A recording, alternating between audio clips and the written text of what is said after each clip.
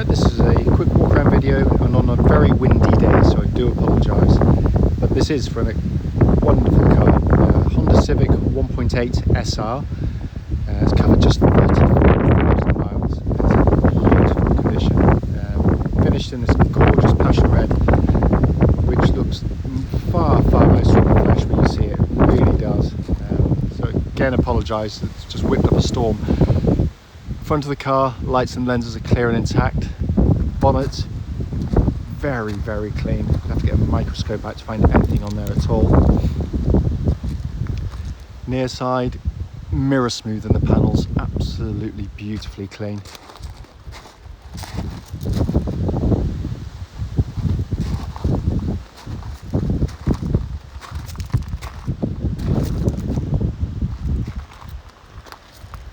This is all but unmarked. It was just incredibly clean. Going to the offside, driver's side, again absolutely indentation free, no blemishes that are immediately obvious anywhere.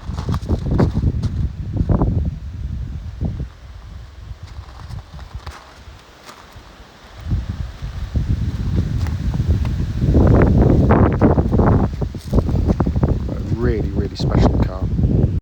Coming into the boot area, absolutely enormous boots in the car. What's nice to see, this one has the spare wheel fitted, which was a cost option on the car. Coming to the back now, and this is where Civics are normally very heavily used for family use. You get the leatherwork in the back here, it looks pretty much as new. It's incredibly clean. Coming to the front and the passenger side, again, all absolutely beautifully clean. Finally, come to the driver's door card, again just continues the theme. It's absolutely stunning. Oh, peace and quiet, absolutely fantastic. Inside the car now, engine's running as always, so dash can be seen illuminated. Dashboard just looks like new. Sat nav, you can see, working perfectly. Pop the car into reverse, got that lovely clear gridded parking camera. Which complements the parking sensors as well fitted to the car, but it really is in beautiful condition in here. Then you've got this simply stunning dashboard. I mean, it really is, and that's the view you get as a driver.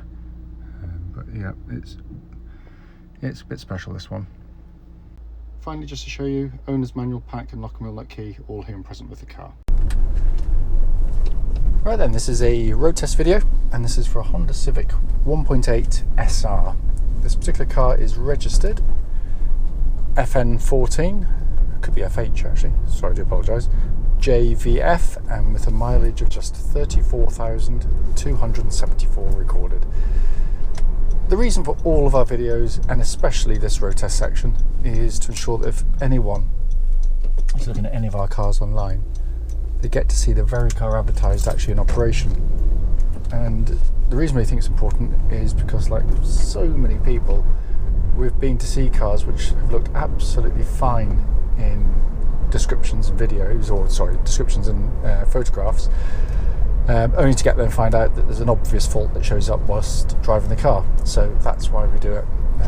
Also done on these lovely quiet country roads. It's a beautiful part of Gloucestershire. This actually also forms part of the road test route we take our customers on, and the hope is that it'll be representative of what you'd feel yourself should you be offered a test drive in the car. So coming to the car, low mileage, amazing service history attached to the car.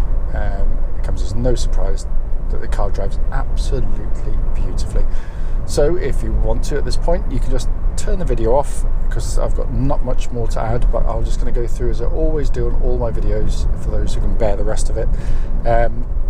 Engine starts instantly, settles to a completely smooth, even idle.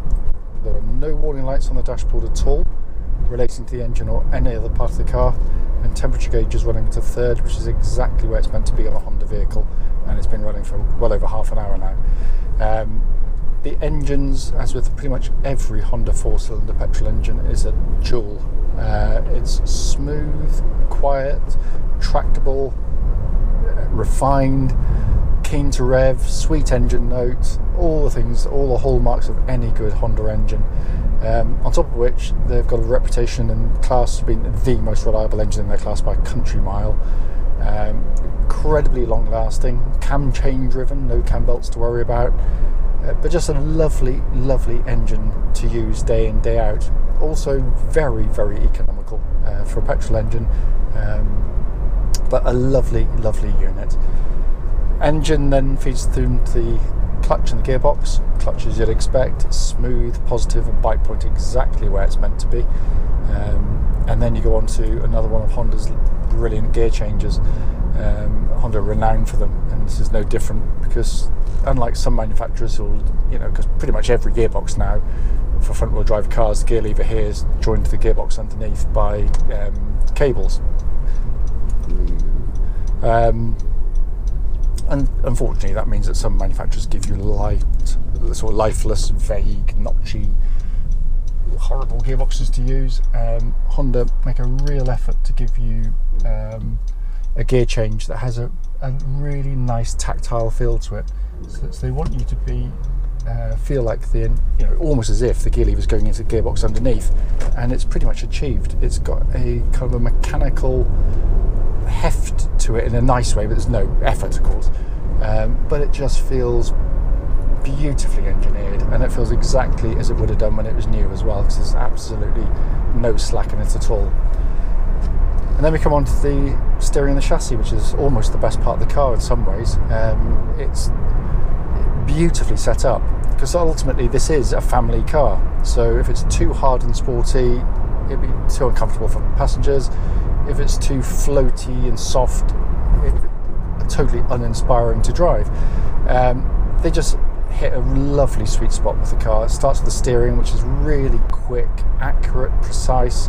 You just turn it and the car wants to go with it. It all goes as one motion, and it works beautifully in all corners: slow speed, high speed, constant radius, tighter ones, long sweepers. It's very confidence inspiring, it really is. And the steering itself tracks absolutely dead straight.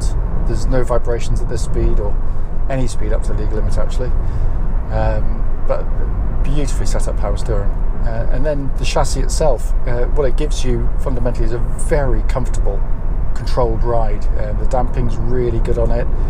It's only the sharpest ridges will catch it out, as they would at any car, but generally it's very cosseting in that sense. But when you go through the corners, it works with you. It's just it flows the corners, beautifully well. We sell lots of Civics actually to people who maybe needed a more practical car after having something quite sporting, but have tried various other cars, and they just don't want to give up on the fact that they still enjoy their driving. And the Civic you can enjoy. It is a thoroughly engaging car to drive. Also, the chassis, because I always talk about it on this section of road, because it is a horrible section of road. There's no clonks, no rattles from the suspension at all. Absolutely spot on. Just going to get up to speed and give the brakes a little bit of a thump. Make sure no one's directly behind me, and hold on to my things to make sure nothing comes flying up. So, no one there. Brilliant brake pedal on the car, exactly what you'd expect. Powerful, positive. There's no pulsing, no vibrations coming back through the brake pedal at all, so all absolutely spot on. Worth pointing out, even though we're servicing the vehicle, it's going to be going off for an independent MOT, so these things are going to be checked anyway. I can't imagine for a second they're going to find a single thing to report back, in all honesty. Drives that well, feels as tight as a drum, it really does.